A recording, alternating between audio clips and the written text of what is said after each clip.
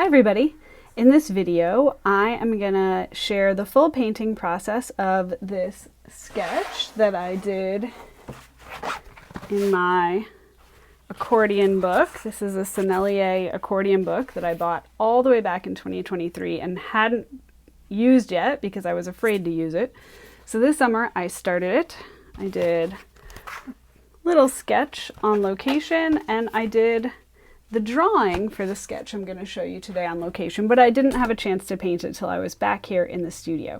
So in this video, I'm going to show you the full painting process, and I'm going to talk about what it was like to be an artist in residence. So if that sounds good, let's get started.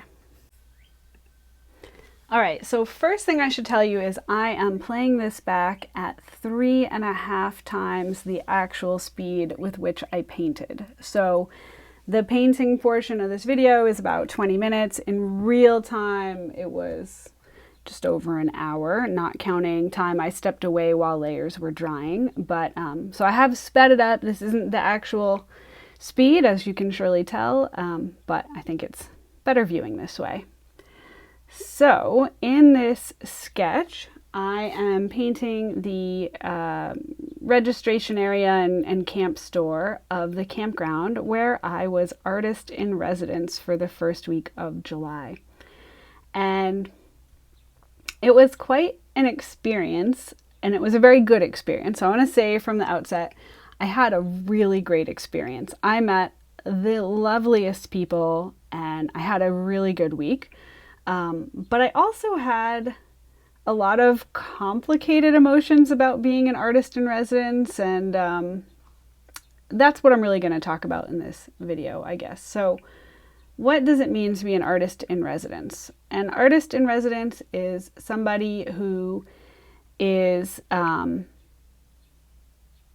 a location where their primary job for the duration of their residency is to create art. I mean, that's the simplest definition.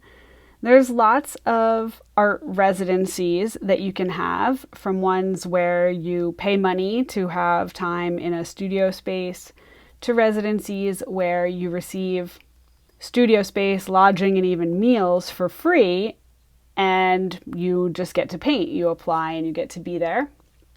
And there are residencies that are very private, where you're making your own work, and there are residencies where you're expected to engage in more public activities. So artist in residence and art residency is a pretty broad term. It can mean many, many, many different things.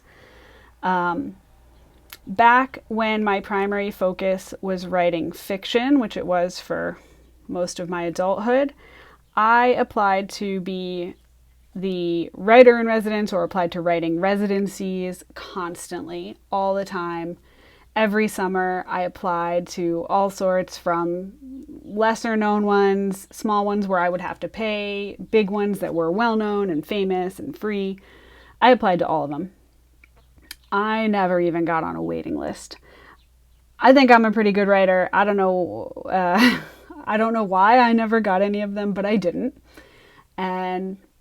And then in the past 5 years, my interests and leisure time has primarily turned to working on my art practice. So this winter, I saw a call for applications for an art residency at a campground in Maine. And all my old intuition from my years of striving as a writer and trying to gain acceptance as a writer kicked in. And I decided to go ahead and apply to be the artist in residence at this campground. The particular residency that I was looking at would be 1 week, and I would have a studio space and lodging. And in exchange, each day I would run some programming for people who were visiting the campground. So the programming, some of it was to be hands-on. They were to create something with me, and some of it was didn't have to be. It could be more like demonstrations or whatever. And I was supposed to do that each day, and also each day spend time either in the studio or around the campground, very visibly and publicly making art so that people could talk to me and learn. And this really appealed to me. It also appealed to me that my husband could come along so he could join me at this campground by the sea. And it just seemed like an interesting opportunity. Now, given my years of rejections as a writer, I did not expect to be accepted. It was free to apply, and I figured it wouldn't hurt, and it would be a good opportunity for me to articulate answers to the questions that they ask when you're applying for a residency, but I genuinely had no expectation of getting in. So much to my amazement, I got an email back inviting me to participate and be one of the artists in residence. I was over the moon. I was so excited. But I was also pretty nervous. My nerves kicked in really quickly when I started to actually prepare for the experience, because as I said, I was expected to run programming, and I do teach watercolor classes, and I am a professional high school teacher. So I've given writing workshops. I'm familiar with running programming for people and being, public speaking and all of that. But I was having a very hard time wrapping my head around the instructions I was to follow. So basically, my job was to run programming for all ages, no prior experience needed, all ability levels, and I also had to provide the materials. I could charge a small fee for materials, so I provided them, but I could get sort of paid back. But I had no way of knowing how many people would attend, if they would want to pay for supplies. I had a lot of unknowns, and I also had just a really hard time trying to imagine how to teach watercolor to all ages, all ability levels, no prior experience needed. It just was really overwhelming. So I was pretty stressed out getting ready for this experience. But I racked my brain and I came up with 3 programming ideas I thought were going to be fun and engaging, and checked all the boxes. And that was, we were going to create some vacation postcards, and I had all sorts of supplies, but not watercolors. I had Inktense paints, markers, acrylic markers, I had all sorts of things. But I basically, in my mind, it was not feasible to bring watercolor sets for an unknown number of people. It didn't make sense in my business model. I'm not a full-time artist. I don't maintain an inventory of workshop supplies. I don't have so much expendable income that I can just buy large quantities of supplies. And if I was going to have people work with watercolor, I knew it would have to be quality paints and paper, because if you're a beginner at watercolor and you start with the cheap paper and the cheap paints, it's frankly just an exercise in frustration. If you're a beginner and you really want to learn this, please get yourself some decent paper and decent paints. So anyway, I came up with some plans that I thought would be artsy and fun, like postcards. I also planned to teach a drawing class where we would practice drawing exercises and work on observation skills, drawing from life. And I also decided, since I like to dabble in block printing, to do stamp carving, because it's really fun and it's one my husband loves to do with me so he could help me, and the materials are quite inexpensive. So I had all my supplies, I had all my stuff, and I headed to Maine, ready to dive in. And the welcome I received was so warm.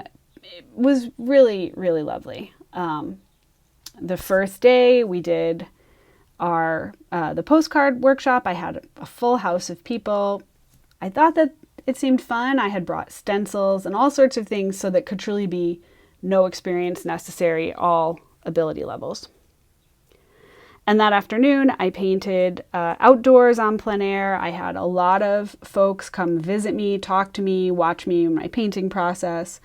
And so I thought that the week was going really, really well right from the onset. But then I got struck with the worst migraine that I've probably ever had in my life. I guess I don't know for sure if it was a migraine or a touch of the flu. I don't know. What I can say is I literally couldn't even sit up. It hit so fast and sudden Monday afternoon. I was out painting and all of a sudden I felt nauseous and woozy and headachy. And I said to the folks who were watching me paint, I'm going to have to finish this tomorrow. And I packed up my stuff as fast as I could and like ran to the tent my husband and I were staying in and laid down. And I never lay down during the day. So he knew something was wrong with me. I ended up moving over to the studio where there was a cot and a restroom. And I basically laid down at around 3:30 Monday and didn't get up till about 1 o'clock on Tuesday afternoon. And even then, I didn't feel great. I had to cancel my programming for Tuesday, and everything just went a little bit sideways. But fortunately, because I didn't try to fight through, and I really couldn't have fought through the migraine, it dissipated. By Wednesday, I was like, okay, let's do this. Let's get back to our programming. So Wednesday, I taught the drawing workshop. I gave some private watercolor instruction in the afternoon. And yeah, things felt really, really good. And then Thursday, I was all excited to do my stamp carving, and I didn't have a very good turnout, which I was surprised, but because my other 2 workshops had been packed. But the people who were there had fun. It seemed to go well. I thought everything was going pretty well, but that afternoon, I had a little check-in with the woman who ran the program, and she said that some folks had expressed disappointment that the programming I planned wasn't as much watercolor and plein air as they were expecting. And so she asked me if I could alter my plans for Friday and Saturday to focus more on that. We had a great conversation. You know, I was able to express to her how overwhelming it was for me to try to figure out how to plan to teach watercolor and plein air for all ages, no experience. Because here's the thing. Watercolor is a whole host of skills, and then plein air is a whole separate set of skills. So if somebody's truly never done either, to say we're going to do a workshop where we jump right into both is like too much. I mean, these were only supposed to be 1 to 2 hour workshops. I can't teach somebody what they need to know to paint and to see outside all in once. That was why I did a drawing from life workshop, for instance, instead of a plein air workshop. But she told me there were folks there who were really serious about art and that I should basically not worry about it. If it was over some people's heads, that was fine. So I updated my plans and I finished out the week. I thought the week finished really well. I gave some full-length watercolor demos that were well attended. We went down to the beach and did some plein air. I kept it simple with supplies. As I said, I did not have watercolors for everybody. But we did pencils and water-soluble pencils, and I think it went really, really well. But here's what was happening in my mind from the minute I heard that people expected something different from what I prepared. What was happening in my mind was all the ways I could do this different next time. And my brain was racing. Like, okay, how would I bring watercolor sets that people, and like, how would I price them, and what could I do, and how could I structure the week, and how could I make it like a week-long, basically progressive workshop. And I mean, I had a whole curriculum in my head. I had supply lists. All of this was building, taking up a lot of space in my brain when I really wanted the space in my brain to be making art. And it was actually, that's where the stress was coming from. It was coming from my swirling mind trying to figure out what and how I should do differently. And it was, I think, Friday into Saturday night, so towards the end of the week. My last day of programming was Saturday. And it was probably like 4 a.m. I was awake. And I got up to make my way from our tent to the outhouse. And I was just walking on the path with my flashlight, thinking through, okay, I should make a list, and here's the supplies, and here's how I do it, right? My brain is swirling. And the whole time, you know, I'm just like obsessed about this. And this little voice in my head said, you don't have to. And I was sort of flummoxed. I was like, I don't have to what? What do I not have to do? I don't have to plan for next year, which is fair. It's not like, I don't even know if they would invite me back, right? So why am I planning for next year? Was that I don't have to prove myself. And I think that's what I settled on, that what had I wanted from this experience? Well, I wanted a whole week where I got to go call myself an artist and be a full-time artist. And I got that, and it was awesome. But I think in some ways even applying was a throwback to my years of trying to prove myself as a writer, to prove to people I was one and I was worthy and I should get accepted and all of that. And those are really unhealthy thoughts. I don't have to prove myself to anybody. I don't need anyone's permission to call myself an artist, and neither do you. I'm an artist when I'm making art, and it doesn't matter what other people think about it. So yeah, I had this real light bulb in my head that just said, I don't have to. And the liberation I felt, the freedom of just like, yeah, I don't have to do this. And the follow-on thought was, I don't have to prove myself. And also, I'm the artist in residence of my house every day of the week. I have a home. I have a studio. I am a high school teacher, so I have summers off, and I can pretend I'm a full-time artist all summer. I can be a full-time artist all summer, for that matter, if I want to put in that many hours. Yeah, I don't have to prove myself. And even the thought of ways I could approach this residency differently if I were invited back, to realize, wait a minute, I don't have to, because I'm not a full-time artist. I don't make a living as an artist. I have made choices for what I call my art business to be one where I don't maintain inventories. The only inventory I have are paintings I've painted, and that doesn't really count. I don't buy prints of my work. It doesn't make sense for me as a part-time artist with a busy full-time job. Just the logistics of it they would take away too much from my art practice. So, while I could do a residency like this in the future and bring watercolor kits for 15 people and have it all set up and, figure out how much they would need to pay me and all of that, that would take a huge amount of time that would all be taking away from time I could just be making art, which is all that I really want to do. So while I had an incredible experience, I also had this kind of soul-searching experience that, what do I want out of my art practice? What do I want out of the public part of being an artist? I mean, I make art to share it. I want what I do to go out into the world. I make YouTube videos. I post my work on Instagram.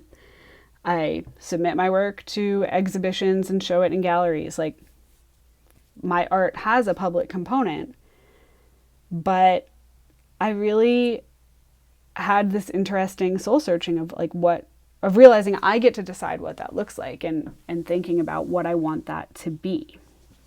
And so I guess why I wanted to share these thoughts with you is I think that some of the people who watch my videos are themselves aspiring artists, either hobbyists or people who aspire to have a more professional career as an artist. And I guess what I want to say to everybody is you don't need permission. You don't need anybody to tell you you're an artist. You don't need to be publicly recognized as one. All you need to do to be an artist is make your art. And, I know not everybody has a room in their house they can designate like I do to my studio. But, if you can find a way to give yourself a dedicated space where you can create freely with no pressure from anybody on your own terms, then you're an artist, and you don't need anybody's permission. You don't need to be officially recognized. Just get out there and do your work. So this, maybe these don't seem like massive light bulb moments, but for me, having spent basically my whole adulthood striving for acceptance in various creative communities, the writing community first and the arts community second. I guess it was really important to realize I can just give myself permission and I don't have to prove anything. Yeah. So this sketch is as I said, it's coming together pretty well. This is not a limited palette sketch. If you've been paying attention carefully, you'll see I am not even trying to limit my palette. I'm using all the colors. My last video, I showed you how I organized my paints, and I'm taking full advantage and just having a play. So I initially thought I might fill the entire Sennelier accordion book during my residency, but that was the other thing that surprised me. I had a lot less time to work on my own art than I expected to because of the programming I was running. So I didn't fill it there, but I'm going to fill it up now, and it doesn't need a theme, even though it's an accordion. So here's the finished sketch.